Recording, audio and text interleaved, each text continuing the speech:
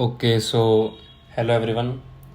आज के इस लेक्चर में जो पहले की हमारे कुछ पार्ट छूटा हुआ था लाइट का, मैंने बोला था कि एक लेक्चर और बना दूंगा जो कुछ क्वेश्चन है। इसके बाद मेरे को नहीं लगता कोई और ज़रूरत पड़ेगी आपको एक और लेक्चर की। तो कुछ इंपॉर्टेंट क्वेश्चन है दोबारा, चार क्वेश्चन है। तो शुरू करते हैं, देखते हैं। जो पहला क्वेश्चन है उसमें बोल रहा है refractive index of water with respect to, ये WRT है, with respect to air is 1.33 full stop. What is refractive index of air with respect to water. ठीक है, देखते हैं। पहली बात तो जब रिफ्रैक्टिव इंडेक्स निकाला जाए विद रिस्पेक्ट टू एयर या फिर वैक्यूम, तब उस रिफ्रैक्टिव इंडेक्स को एब्सोल्यूट रिफ्रैक्टिव इंडेक्स बोलते हैं। Absolute refractive index, absolute refractive index का फॉर्मूला जो होता है वो होता है speed of light in air या वैक्यूम। एयर या वैक्यूम बोला जाता है, एयर और वैक्यूम में लगभग बराबर होती है स्पीड ऑफ लाइट, लगभग बराबर। थोड़ी सी हल्की सी वैक्यूम में ज़्यादा होती है, एयर में कम होती है वैक्यूम से। Upon speed of light in water, ये वाटर की बात होगी, एब्सोल्यूट रिफ्रैक्टिव इंडेक्स वाटर का। तो ये वैल्यू दी हुई है 1.33, बोल रहे हैं 1.33 होती है। तो speed of light in air vacuum for example x होता है, upon speed of light in water for example y होता है। ये x एंड y हमने लेट कर लिया है क्योंकि क्वेश्चन यही खत्म हो जाएगा, तो अभी रियल वैल्यू डालने की जरूरत नहीं है। डालने को आप क्या कर सकते थे, जो speed of light in air या वैक्यूम है ना, उसकी वैल्यू होती है 3 × 10⁸ मीटर पर सेकेंड। आप ये डाल लेते, उससे भी निकल जाता, बट और इजी तरीके से हो जाएगा क्वेश्चन, उससे करते हैं। ये हो गया। अब क्वेश्चन में पूछ रहे हैं कि रिफ्रैक्टिव इंडेक्स बताओ, रिफ्रैक्टिव इंडेक्स किसका, एयर का with respect to water, air with respect to water. अब हमें ये चीज़ तो पता होनी चाहिए कि जब रिफ्रैक्टिव इंडेक्स निकालते हैं तो जिसको हम ऊपर रखते हैं उसको रेफरेंस रखा जाता है। बेसिकली जो बात है, जैसे यहाँ पे भी आपने अगर स्टेटमेंट आप पढ़ोगे तो लिखा है refractive index of water with respect to air is 1.33। यहाँ पे देखिएगा, देखिए यहाँ पे क्या करा गया है, विद रेस्पेक्ट टू एयर पूछिए, विद रेस्पेक्ट टू एयर, और जिसके रेस्पेक्ट में होती है ना उसको ऊपर रखा जाता है रेफरेंस, और जिसकी निकाल रहे हैं उसके नीचे। देखो refractive index of water with respect to air, जिसके रेस्पेक्ट में ऊपर, जिसकी निकाल रहे हो नीचे। तो अगेन अब जिसके रेस्पेक्ट में वाटर उसको ऊपर।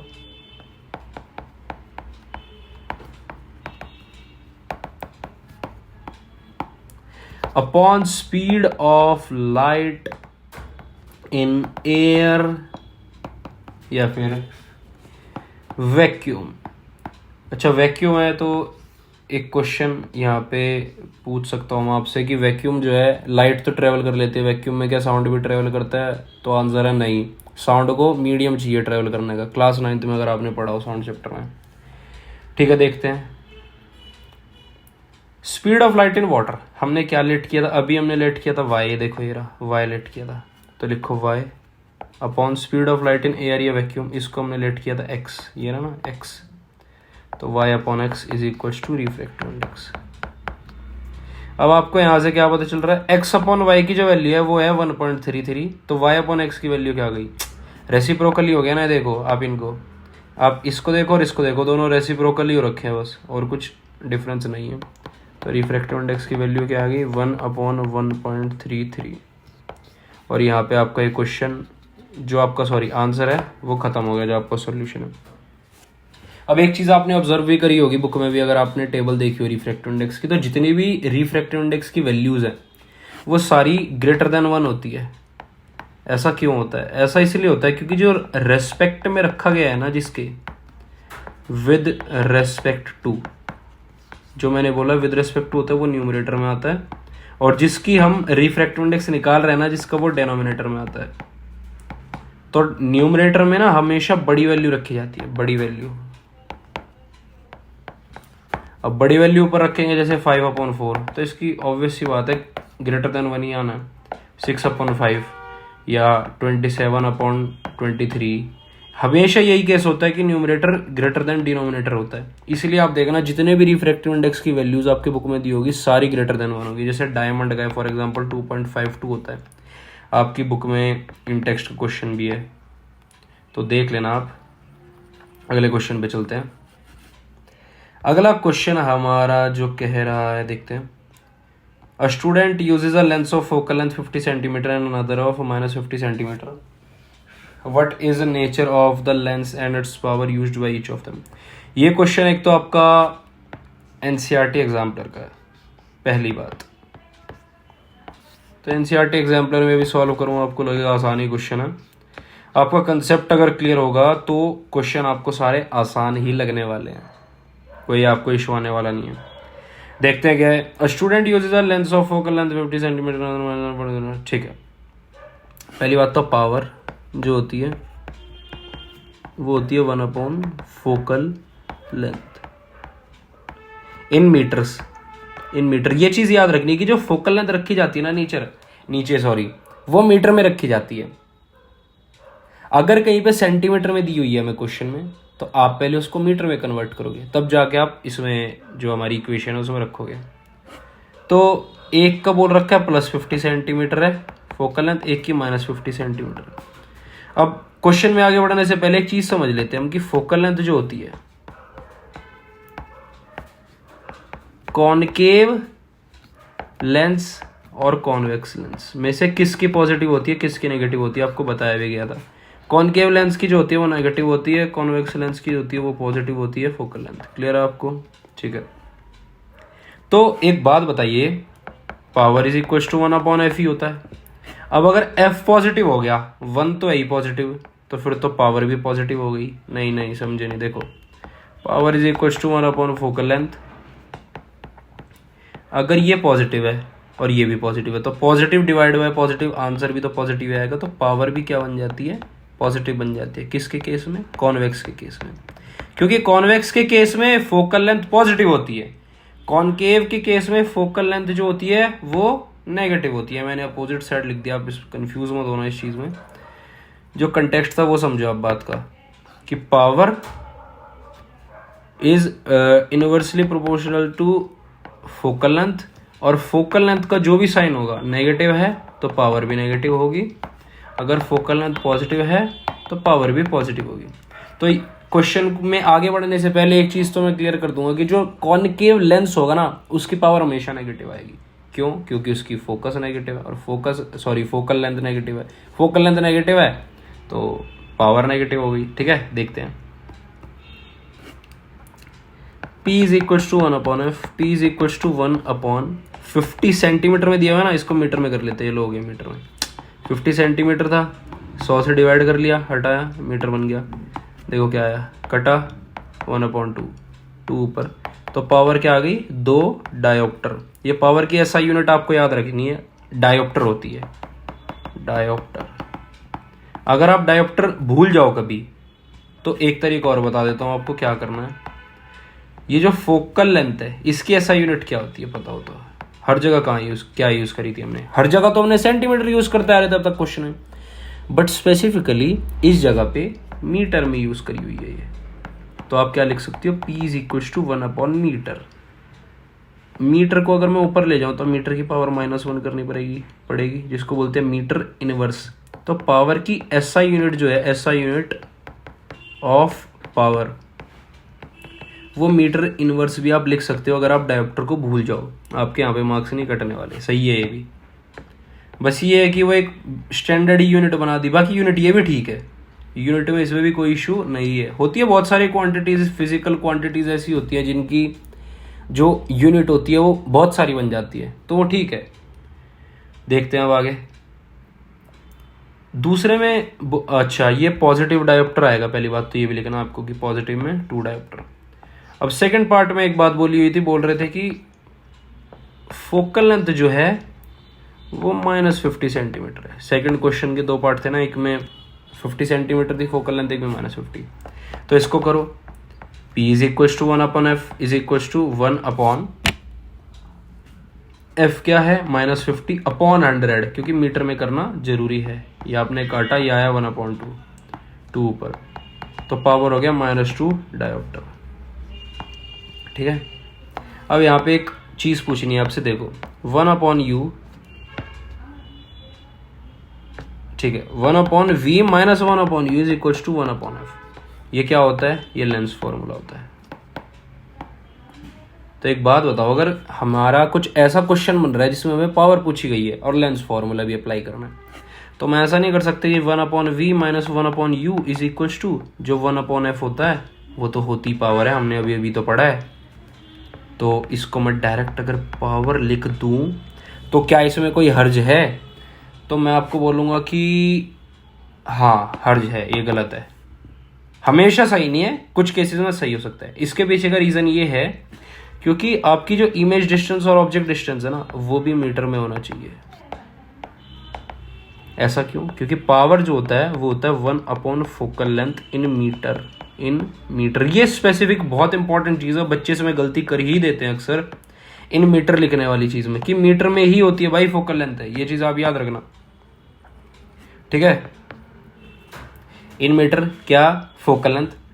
अगर मेरा इमेज डिस्टेंस और ऑब्जेक्ट डिस्टेंस ये दोनों मीटर में है तब तो कोई इशू नहीं है भाई, ये भी मीटर में आ गया 1/, मीटर कोई भी वैल्यू मीटर में, माइनस ये भी कोई वैल्यू मीटर में, कोई भी, फॉर एग्जांपल ये x होगी, ये y होगी, इज इक्वल टू 1/f। तो इसको आप पावर लिख लोगे। बट अगर आपको ये चीज पता है कि अगर ऐसा इशू है, आपको पता है कि u और v जो है वो मीटर में नहीं है या कंफर्म नहीं है, होगा नहीं होगा, तो आप इस चीज को नहीं कर सकते, फिर आपकी एब्सोल्युटली गलत हो जाएगी। ये चीजें अक्सर बच्चे गलती कर देते हैं कभी कभी ओवर कॉन्फिडेंस के चक्कर में। शॉर्टकट मत अपनाया करो आप, शॉर्टकट अपनाने की कोई जरूरत नहीं है। देखते हैं फिर आगे, अब अगले क्वेश्चन को देखिए। ठीक है, ओके। सो अब हम थर्ड क्वेश्चन देखते हैं। जो थर्ड क्वेश्चन हमारा बोल रहा है वो कह रहा है 2 lenses of focal length +10 centimetre and -5 centimetre are kept in contact, what is the focal length of the combination. देखते हैं एक बार क्या बोलना चाह रहा है ये क्वेश्चन। देखिए क्या था, +10 और -5, ठीक है, +10 सेंटीमीटर और -5। एक लेंस है जिसकी फोकल लेंथ +10 सेंटीमीटर, एक लेंस है जिसकी फोकल लेंथ -5 सेंटीमीटर है। बोला गया इन दोनों लेंसेज को कंबाइन किया गया, मतलब एक दम मिला के रखा कांटेक्ट में।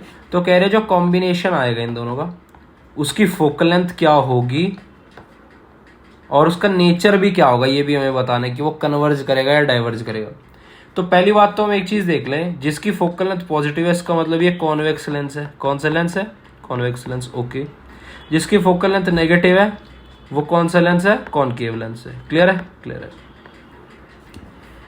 अब देखो, जो पावर ऑफ कॉम्बिनेशन होता है ना, पावर कॉम्बिनेशन, उसका फॉर्मूला सिंपल होता है P1 + P2 + dot dot dot dot, जितने भी आपने लेंस लगाए हैं उस कॉम्बिनेशन में सब की पावर को ऐड करते चले जाओ।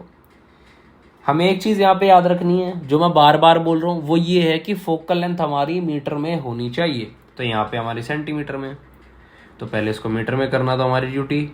या फिर एक काम करते हैं ना, हम डायरेक्ट ही पावर निकाल लेते हैं इनकी। चलो देखो, F1 is +10 centimetre, F2 is -5 centimetre. P1 क्या आएगा? 1/F1 in metre. P2 क्या होगा? 1/F2 in metre. तो 1/F1 10 सेंटीमीटर में, तो मीटर में करो। अब हो गया मीटर में, ये जाएगा ऊपर। P1 is equal to 10 dioptre किसका? पॉजिटिव का। इधर P2 is equal to 1/F2 -5/100, 5 से गया 100, कितने पे? 20 पे, ये गया ऊपर। तो P2 आया -20 डायोप्टर। यहाँ पे क्या हो गया? यहाँ पे P1 जो है वो पॉजिटिव 10 डायोप्टर और P2 -20 डायोप्टर। अब P जो कॉम्बिनेशन का आएगा वो है P1 + P2। P1 क्या है +10 डायोप्टर और P2 क्या है +-20। तो 10 - 20 इज इक्वल टू -10 डायोप्टर। किसका? कॉम्बिनेशन का। कॉम्बिनेशन का जो आपकी पावर आई है वो -10 डायोप्टर आई है। अब यहीं पे क्वेश्चन खत्म नहीं होगा। मे बी आपको जो मैंने अभी क्वेश्चन लिखा हुआ यहाँ पे खत्म हो जाए, बट हमें 2-3 चीज और एक्स्ट्रा जाननी चाहिए। क्या इसका नेचर क्या होगा? पहली बात तो नेचर कैसा होगा, ये कन्वर्जिंग होगा या डाइवर्जिंग होगा? अब नेचर में अगर कोई बच्चा ये सोचे कि मैं ये बोल दूं ये कॉनकेव लेंस होगा, तो वो इतना अप्रोप्रिएट आंसर नहीं है, वो डिप्लोमेटिक आंसर है थोड़ा। उसके पीछे का रीजन ये है क्योंकि अपने 2 लेंस जोड़े थे, एक कॉनकेव था ऐसे और एक कॉन्वेक्स था ऐसे। तो आप इन दोनों को जोड़ के आप ये थोड़ा ना बोल सकते हो कॉनकेव बनेगा। समझ रहे हो बात को? कॉन्टेक्स्ट समझो। हाँ, ये चीज बोल सकते हैं कि इन दोनों को जोड़ के जो पावर आएगी और एक कॉनकेव लेंस होगा उसकी पावर और इनकी पावर बराबर है, वो चीज ठीक है। बट क्यों इतना कॉम्प्लिकेटेड करना? देखो, जिसको ऐसे समझ आ रहा है कोई इशू नहीं है, मैं और आसान तरीके से बता दूंगा आपको। देखो, पावर -10 है। अब माइनस पावर होती किसकी है? कॉनकेव लेंस की। अब याद आपको ये रखना है कि कॉनकेव लेंस ना डाइवर्ज करता है। क्या करता है? डाइवर्ज। किसको? रेस को। या फिर ऐसे बोले कि डाइवर्जिंग नेचर होता है इसका। डाइवर्जिंग मतलब दूर दूर भेजने वाला। यहां पे जाके अब ये क्वेश्चन खत्म हुआ है कहीं पे जाके कि डाइवर्जिंग नेचर है इसका, ये चीज आपको याद रखनी है। अब माइनस होती किसके? Focal length. ये भी याद रखना, कॉनकेव लेंस की। कॉनकेव लेंस और कॉनकेव मिरर दोनों की ही नेगेटिव होती है फोकल लेंथ, ठीक है। अब हम देखते हैं अगला क्वेश्चन जो है हमारा क्या बोल रहा है। आपका जो लास्ट क्वेश्चन आज का और जो काफी इंपॉर्टेंट भी है, वो कह रहा है, कहता the image of an object formed by lenses of magnification -1। Magnification -1 आ गया, इसका मतलब क्या है? क्या है बताओ क्या है? इसका मतलब सिंपल है कि रियल एंड इन्वर्टेड इमेज बनेगी क्योंकि नेगेटिव आ गया मैग्निफिकेशन। और अगर 1 आ गया मैग्निफिकेशन, इसका मतलब हाइट ऑफ इमेज और हाइट ऑफ ऑब्जेक्ट बराबर होगा।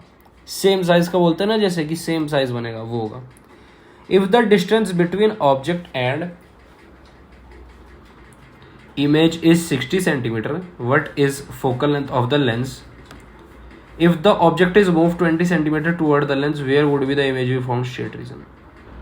अब इस क्वेश्चन को 2 तरीके से करा जाएगा। एक तो गधा मेहनत से कर सकते हैं इसको, गधे वाली मेहनत वही अपना उठा के लेंस फॉर्मूला लगाने लग जाओ। एक इसको थोड़े से स्मार्ट तरीके से करा जाएगा, और स्मार्ट तरीका वही बच्चा कर पाएगा जिसकी अंडरस्टैंडिंग ज्यादा होगी इस कंसेप्ट में, ज्यादा से ज्यादा अंडरस्टैंड कर रखा होगा उसने चीजों को।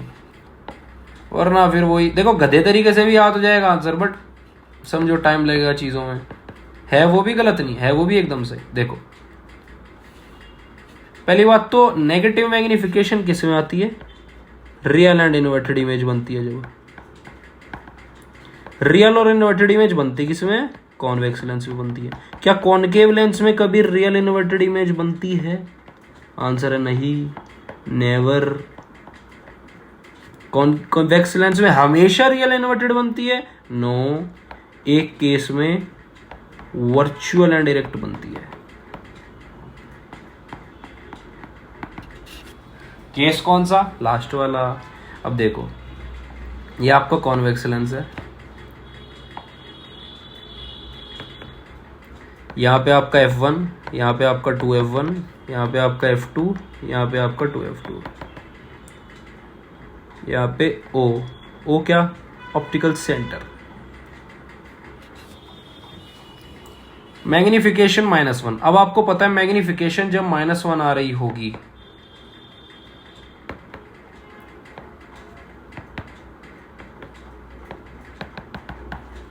इसका मतलब सेम साइज बन रही होगी। यहां से आप 2-3 कंक्लूजन ड्रॉ कर सकते हो, सिर्फ एक ही नहीं कि रियल इन्वर्टेड। देखो, 3 चीजें क्या क्या पता चलेगी यहां से। नेगेटिव साइन है, इसका मतलब रियल इन्वर्टेड इमेज बन रही है। अगर 1 है, वहां से एक कंक्लूजन ड्रॉ नहीं होगा, 2 होगा। क्या? एक तो मैग्निफिकेशन अगर मैं -1 रख दूं तो ये HI/HO, HI is equal to -HO, ये आया। इसका मतलब हाइट ऑफ इमेज और हाइट ऑफ ऑब्जेक्ट बराबर होंगे लेकिन नेगेटिव साइन है। ये नेगेटिव साइन है, इसका मतलब पता क्या है? इसका मतलब ये है कि यहाँ पे मेरा एक ऑब्जेक्ट था और मेरी ऐसे इमेज जो बनी ना यहाँ पे वो उल्टी करके बनी, ऐसे ये उल्टी बनी इमेज, ऑब्जेक्ट सीधा था। समझो बात को, ऑब्जेक्ट सीधा था, इमेज उल्टी बनी। ये था इसका मतलब कि height of object will be positive no doubt, but height of image will be negative, क्योंकि वो प्रिंसिपल एक्सिस के नीचे है। ठीक है, आगे देखते हैं। आगे देखते हैं आगे ये क्या कह रहा है, कहना क्या है। अब हमें एक कंक्लूजन तो ड्रॉ कर लिया, दूसरा देखो, -1 इज इक्वल टू -v/u। ठीक है, ऐसा कुछ है। और यहाँ पे एक छोटी सी गलती, छोटी सी क्या, बहुत ही छोटी है, माइनस नहीं आता लेंस में, सिर्फ v/u होता है। ठीक है, पता भी हो आपको मैग्नीफिकेशन, तो v/u हो गया। तो v is equal to -u हो गया। अब v is equal to -u मतलब इमेज डिस्टेंस और ऑब्जेक्ट डिस्टेंस वो सेम है, नेगेटिव साइन है बस। नेगेटिव साइन का मतलब पता है क्या होता है? यहाँ पे अगर नेगेटिव साइन आ रहा है ना कहीं पे भी लाइट चैप्टर में, उसका मतलब है, अगर जैसे कंपेयर करके नेगेटिव आ रहा है कि v is equal to -u, इसका मतलब ये अपोजिट साइड है। देखो v किस साइड पड़ रहा है, एक बार इधर देखो,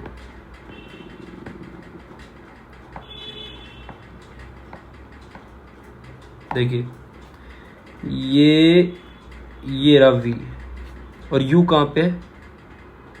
ये u है। तो u और v जो है वो दोनों अपोजिट साइड पड़ रहे हैं। तो v is equal to -u का मतलब हुआ कि जो इमेज डिस्टेंस होगा वो होगा तो ऑब्जेक्ट डिस्टेंस के बराबर ही, बट अपोजिट साइड में। ये अपोजिट किसके? ऑप्टिकल सेंटर के। देखो ना, ये ऑप्टिकल सेंटर के लेफ्ट हैंड साइड पे है, ये ऑप्टिकल सेंटर के राइट हैंड साइड पे है। क्लियर है? ये तीन कंक्लूजन हमने ड्रॉ कर लिए यहाँ। क्या? इमेज डिस्टेंस ऑब्जेक्ट डिस्टेंस वाला, height of image height of object वाला, और ये रियल इन्वर्टेड वाला। ठीक है, आगे देखते हैं आगे जो ये कहना चाह रहा है, ये कह रहा था फोकल लेंथ बताओ। तो आप एक बात बताओ, आपका ये है लेंस, ये 2f1, ये f1, ये f2, ये 2f2। यहाँ पे आपका ऑब्जेक्ट था, यहाँ पे आपकी इमेज थी, बोल रहे फोकल लेंथ बताओ। ये सिंपल है। आपसे जब पूछा गया पहले वो देखो, आपको इसके बीच में जो डिस्टेंस दिया हुआ है वो क्या दिया हुआ है, देखो क्वेश्चन में देखते हैं एक बार। इसके बीच का डिस्टेंस दिया हुआ है, कह रहे हैं कि if the distance between object and image is 60 centimetre. 60 centimetre है किसके बीच में? ये टोटल 60 है, तो यहाँ से यहाँ तक 30 हो गया और बाकी यहाँ से यहाँ तक 30 हो गया। अब अगर आपको पता हो यहाँ से यहाँ तक 30 हो गया, 2f1 से o तक, तो f1 तक कितना होगा? हाफ। ये 15 हुआ और ये भी 15 हुआ। अगर आपको समझ आ गई हो व्हाट आई मीन। f1 जो है, f1 का डिस्टेंस o से और 2f1 का डिस्टेंस o से ये डबल होता है। अगर आपको मिरर में याद हो, r is equal to 2f वाला एक फॉर्मूला होता है, radius of curvature is equal to 2 into focal length. उसमें क्या होता है? सिंपल फोकल लेंथ है, वो डबल हो गई किसकी? Radius of curvature is equal to 2 into focal length. ऐसे सेम हमारा लेंस में होता है। तो यहां से हमें एक चीज तो पता चलेगी कि जो फोकल लेंथ आई है वो क्या आएगी? 15 सेंटीमीटर। किस में? पॉजिटिव में, नेगेटिव में? पॉजिटिव, एब्सोल्युटली पॉजिटिव, क्योंकि कॉन्वेक्स है ना लेंस। अब आगे देखते हैं, एक बार इसको रब कर लेते हैं वरना फिर बाद में करना पड़ेगा। देखो आगे ये इन्होंने एक बात बोली थी, कंडीशन बोली थी, उसके बाद कह रहे कि if the object is move 20 centimetre toward the lens where would the image be form. अब देखो, अभी मेरा ऑब्जेक्ट है कहाँ? पहले ये देखो, एक बार यहाँ फ्रेश डायग्राम बना दिया जाए छोटा सा, ताकि ज़्यादा क्लियर हो जाए आप लोगों को। चलो देखो, आपका कहीं यहाँ पे है ऑब्जेक्ट और इसका जो डिस्टेंस है वो 30 सेंटीमीटर। नेगेटिव और positive? Absolutely negative. Object distance हमेशा नेगेटिव में होता है। तो देखते हैं आगे क्या कह रहे हैं कि अगर 20 सेंटीमीटर आगे की तरफ इसको भगा दिया गया, तो 20 आगे की तरफ मतलब यहाँ से यहाँ तक 30 है, यहाँ से यहाँ पे कहीं पे आएगा ये। देखो जो मार्कर चेंज कर लेते, ये देखो यहाँ से लेके यहाँ तक का जो डिस्टेंस है वो 15 सेंटीमीटर है, ठीक है। और यहाँ से लेके यहाँ तक का जो डिस्टेंस है वो 30 है। बोला गया है कि 20 आगे भगाना है। इसका मतलब ऑप्टिकल सेंटर से तो सिर्फ कितना रह गया, ये 20 ही रह गया। ओ सॉरी 30 माइनस 20, 10 सेंटीमीटर रह गया ना। तो कहीं यहाँ पे आएगा ये ऑब्जेक्ट। अब ऑब्जेक्ट अगर यहाँ पे आ गया, अगर ऑब्जेक्ट यहाँ पे आ गया तो ये कौन से केस में लाई कर रहा है, पहले देखो ये लाई कर रहा है between F1 and optical centre वाले। और between F1 and optical centre वाले केस में अगर आपको पता हो तो वर्चुअल एंड इरेक्ट इमेज बनती है। वो केस अगर आपको पता भी हो, नहीं भी पता हो, एक बार बनवा देते हैं। चलो फटाफट से 1 मिनट में इसको रब कर लें।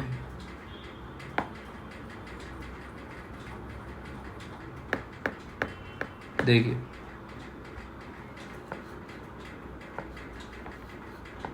ये F है, ये O है, F1, यहाँ पे ऑब्जेक्ट F2 to F2, ये गया यहाँ से, ये वाली रह गई यहाँ से।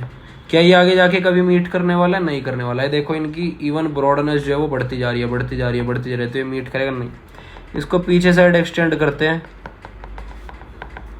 ये यहाँ पे मीट करेगा। जहाँ पे जिस तरफ ऑब्जेक्ट है उसी तरफ इमेज बन रही है, और रेज एक्चुअली में मीट नहीं कर रही। देखो हमने एक्सटेंड करके बनाई है ना रेज को, तो इसलिए बोलते हैं कि वर्चुअल एंड डायरेक्ट इमेज यहाँ पे बनेगी। तो अगर लोकेशन पूछी जाए इमेज की तो लोकेशन बोलेंगे same side, same side of object. Object जिस साइड है, मतलब लेफ्ट साइड ऑब्जेक्ट है तो लेफ्ट साइड ही इमेज बनेगी यहाँ पे।